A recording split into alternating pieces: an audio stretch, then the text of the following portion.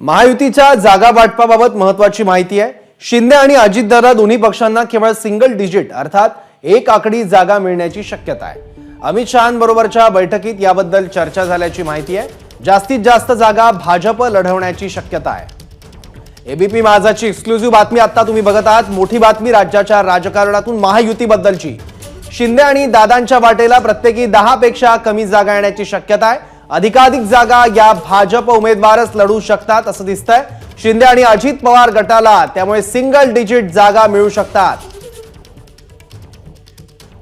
आणखी माहिती घेऊयात आपले प्रतिनिधी निलेश बुधावलेकडून। निलेश,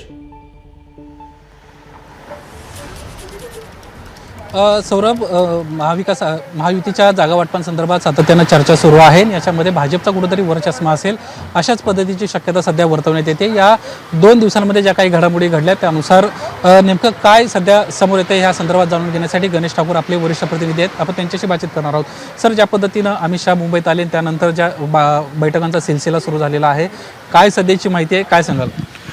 निलेश, एक गोष्ट तर स्पष्ट आहे की भाजप हे राज्यातला बिग ब्रदर आहे आणि एक महायुतीतला सुपर पॉवर आहे आणि लोकसभा निवडणूक आहे जी मोदी सेंट्रिक असणार आहे आणि मोदींसाठी तिन्ही पक्ष काम करतील, मोदींना पंतप्रधान बनवण्यासाठी।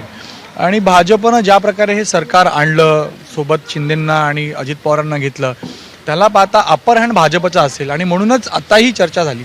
काल बैठक झाली, बैठक ती छोटी होती कारण त्याच्यामध्ये ज्या बाबींवर चर्चा करायची ती होऊ शकली नाही, म्हणून आजच्या कार्यक्रमानंतर पुन्हा सर्वात आधी अजित पवार आणि तटकरे, प्रफुल्ल पटेल यांना अमित शहा भेटले, त्यानंतर शिंदेंना भेटले आणि ती चर्चा झाली। म्हणून विनिबिलिटी हा क्रायटेरिया आहे। कोणत्या पक्षाचे किती खासदार आहेत, कोणत्या पक्षाची ताकद कुठे आहे, याच्यासोबतच कोण उमेदवार जिंकू शकतो, तो कोणत्या पक्षाचा आहे हे न पाहता उमेदवाराच्या विनिबिलिटी संदर्भात एक प्रॉपर सर्वे केला गेला आहे आणि त्या अनुषंगानंच सीट शेअरिंग होईल हे स्पष्ट आहे। आधी आपण 30-32 असे आकडे दाखवत होतो, म्हणजे भाजपला अपर हँड आहे आणि म्हणून अशी चर्चा आहे किंवा अशी माहिती मिळते की शक्यता आहे की विनिबिलिटी हा क्रायटेरिया जर पाहिला तर भाजपला जास्त सीट्स मिळू शकतात आणि तो आकडा खूप मोठा असू शकतो।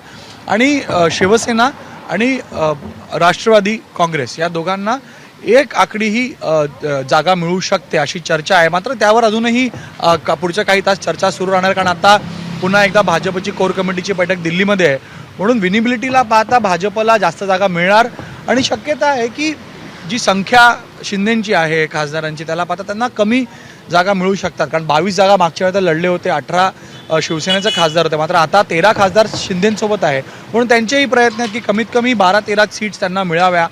पण तसं होताना अद्याप तरी दिसत नाही कारण भाजप स्पष्ट आहे। अमित शहाच्या बैठकीतही स्पष्ट बोललं गेलेलं आहे की आपण विनिबिलिटी क्रायटेरिया पाहूया, कोणत्या पक्षाचा उमेदवार आहे न पाहता।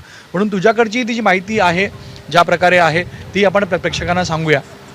सौरभ, ज्या पद्धतीनं जी माहिती येते त्यानुसार सिंगल डिजिट आकडा जो आहे तो अजित पवार गटाला म्हणजेच राष्ट्रवादी काँग्रेस पक्षाला आणि शिवसेनेला म्हणजे एकनाथ शिंदे यांच्या शिवसेनेला मिळण्याची शक्यता दाट आहे। या संदर्भामध्ये अजूनही चर्चांचं सत्र सुरू आहे। दिल्लीमध्ये आता ही सर्व वरिष्ठ मंडळी गेलेली आहे। काल रात्री एक महत्त्वाची बैठक अजित पवारांची अमित शहांसोबत पार पडली होती। आज सकाळी सुरुवातीला अमित शहा अजित पवार यांची भेट झाली आणि त्यानंतर पुन्हा जिओ वर्ल्ड सेंटर इथे एक महत्त्वाची बैठक पार पडली होती, ज्याच्यामध्ये प्रफुल्ल पटेल होते, सुनील तटकरे होते आणि अजितदादा देखील उपस्थित होते। खरं तर राष्ट्रवादी काँग्रेस पक्षाची आज सकाळपासून बैठक चालू होती। या बैठकांमध्ये सुनील तटकरे आणि प्रफुल्ल पटेल सहभागी होते, मात्र अचानक त्यांना अजित पवारांचा फोन आला आणि त्यानंतर ही सर्व मंडळी जी आहेत ते जिओ वर्ल्ड सेंटरला गेली आणि त्या ठिकाणीच एक महत्त्वाची बैठक पार पडली।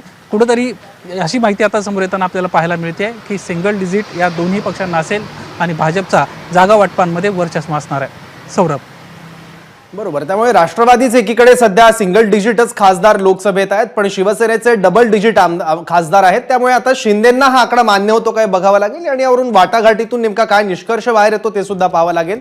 धन्यवाद निलेश आणि गणेश, तुम्ही दिलेल्या माहितीबद्दल आणि विश्लेषणाबद्दल। तर शिंदेंच्या शिवसेनेला मिळतील तेवढ्या जागा आम्हाला मिळाव्या असं भुजबळांनी म्हटलंय। आम्ही एवढं सांगितलेलं आहे की शिंदे गटांना जेवढ्या जागा मिळतील तेवढ्या जागा अजित पवार साहेबांच्या आमच्या राष्ट्रवादीला सुद्धा मिळाल्या पाहिजे।